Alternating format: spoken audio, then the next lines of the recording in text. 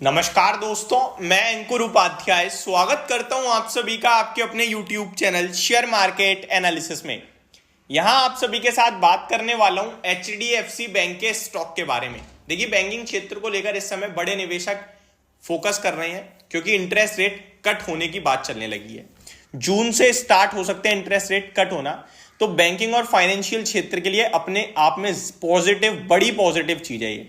तो अब HDFC bank के बारे में बात करें तो ये शेयर ऐसा रहा है जिसने पैसा बना के ही नहीं दिया अपने निवेशकों को। क्या अब इस स्टॉक में तेजी बनेगी? अगर हाँ तो क्या लेना चाहिए, अगर नहीं तो कहां निवेश करना चाहिए?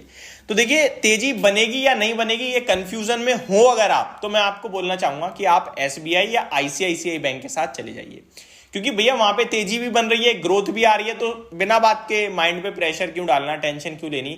फिर आप SBI के साथ जाओ, ICICI के साथ जाओ। इंटरेस्ट रेट कट होने का फायदा डेफिनेटली ये स्टॉक्स भी उठाएंगे और ग्रोथ भी आ रही है तो शेयर का प्राइस भी चलेगा। ठीक है, तो आपकी टेंशन खत्म। लेकिन अगर आप सोच रहे हो कि नहीं यार, मेरे को HDFC बैंक से ही पैसा बनाना है क्योंकि मैं हूं एक वैल्यू बायर, ठीक है, तो HDFC बैंक के स्टॉक को लेकर मेरा यह मानना है कि हमें, आपको या किसी को भी नहीं पता भैया कब चलेगा ये शेयर। क्योंकि कंपनी के अगर मैं प्रॉफिट की बात करूं वो तो टाइम टू टाइम बढ़ रहा है, लेकिन शेयर का प्राइस नहीं बढ़ रहा है। एग्जाम्पल के तौर पे आता हूं, बट उससे पहले स्टॉक के चार्ट के बारे में डिस्कशन करते हैं। 1447 रुपीज पे क्लोजिंग आई है स्टॉक की लास्ट फाइनेंशियल ईयर में, हम कह सकते हैं थर्सडे के ट्रेडिंग सेशन में। और शेयर आपके लिए अपने ऑलमोस्ट 2 साल के निश्चितम स्तर पे, मैं ये कह सकता हूं, क्योंकि बॉटम एग्जैक्टली देखूंगा तो 1300 रुपये, वहां से 10% ही ऊपर है, कुछ ज्यादा नहीं है।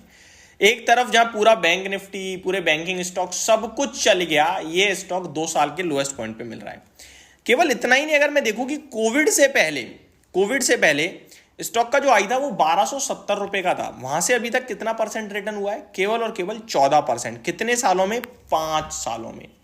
5 सालों में 14% के रिटर्न्स केवल और केवल HDFC बैंक के स्टॉक ने बनाए हैं, वो भी तब जब ये बैंक भारत की सबसे बड़ी बैंक है और इसने रिटर्न क्या दिया है? बिल्कुल चुल्लू भर। अगर मैं आप सभी के साथ इसके प्रॉफिट की बात करूं तो 5 साल पहले कंपनी का मुनाफा 22,000 करोड़ का था और आज की डेट में 60,000 करोड़ का है। 3 गुना मुनाफा हो गया। इसमें एडजस्टमेंट जरूर होगा HDFC के मर्जर का, बट फिर भी 3 गुना हो रहा है मुनाफा और शेयर का प्राइस 14% केवल। तो ये बिल्कुल मिसमैच है। एग्जाम्पल के रूप में कंपाउंडेड प्रॉफिट ग्रोथ 10 साल की 21% है, लेकिन रिटर्न्स केवल 15% है। आप कहोगे भाई 6% ही कम है। कंपाउंडेड 6% कम है। कंपाउंडेड शब्द जहां लग जाए ना, वहां 6% छोड़ो, 2% की वैल्यू बहुत ज्यादा हो जाती है। हमेशा याद रखना 2% की। एक एग्जांपल दूं, अगर मैं आपसे पूछूं कि आप 1 लाख रुपए लगा रहे हो, आपका पैसा 5 साल में डबल होगा, तो आप क्या कहोगे कि 20% से बढ़ा।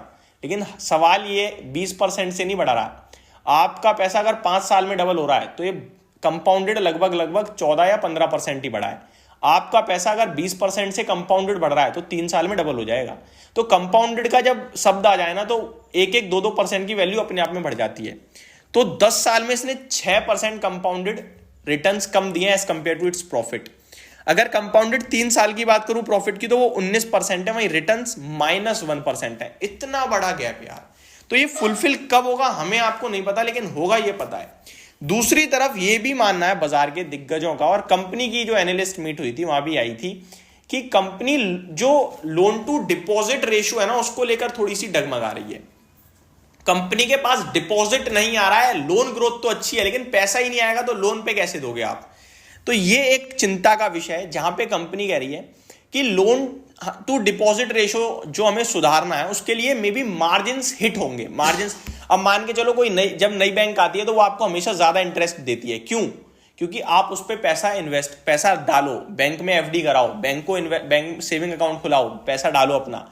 इसी तरीके से जब HDFC बैंक को आपसे पैसा चाहिए होगा तो वो प्रचार करेंगे, ज्यादातर लोगों तक पहुंचने की कोशिश करेंगे, इसमें उनका प्रॉफिट हल्का कम होगा, एक्सपेंसेस बढ़ेंगे। तो ये दुनिया के इस समय ज्यादातर एनालिस्ट बोल के चल रहे हैं। बट मेरा मानना है कि आपको ये सारी चीजों को छोड़ते हुए ये देखना है कि इंटरेस्ट रेट कट होंगे तो सबका इंटरेस्ट कम हो जाएगा, ब्याज कम मिलेगी FD में, और बैंकों में पैसा आएगा ही आएगा क्योंकि हम लोग ग्रो कर रहे हैं। तो मेरे को लगता है HDFC बैंक इवेंचुअली चलना चाहिए। कब चलेगा वो कोई नहीं कह सकता, लेकिन चलेगा ये हम सब कह सकते हैं। तो स्टॉक में जो निवेशित हैं वो निवेशित रहिए, जो नहीं है वो बेशक आप ICICI या SBI की तरफ ध्यान दे सकते हो दिग्गजों में। बाकी बहुत बड़ा क्षेत्र है NBFC और बैंकिंग का, आप कहीं भी ध्यान दे सकते हो। स्टॉक 16 के PE पे ट्रेड कर रहा है। लॉन्ग टर्म एवरेज पी 22 का है, और अगर मैं 5 साल की बात करूं तो लोएस्ट वैल्यूएशन पे है, 10 साल की बात करूं तो लोएस्ट वैल्यूएशन पे है, और मैं मैक्सिमम भी देखूंगा ना तो भी एक ही बार आया था इस वैल्यूएशन पे, वहां भी आपके लिए 21 के पी तक गया था, और वो समय आपका था लगभग 2007 का। उसके बाद कभी स्टॉक इतने वैल्यूएशन पे आया नहीं है। तो वैल्यूएशन टर्म्स में तो सबसे सस्ता है। ये मेरी तरफ से आपके लिए एचडीएफसी बैंक पे सारी डिटेल्स थी। होप आपको मैं समझा पाया हूँ। Thank you so much for watching this video. Have a great day guys.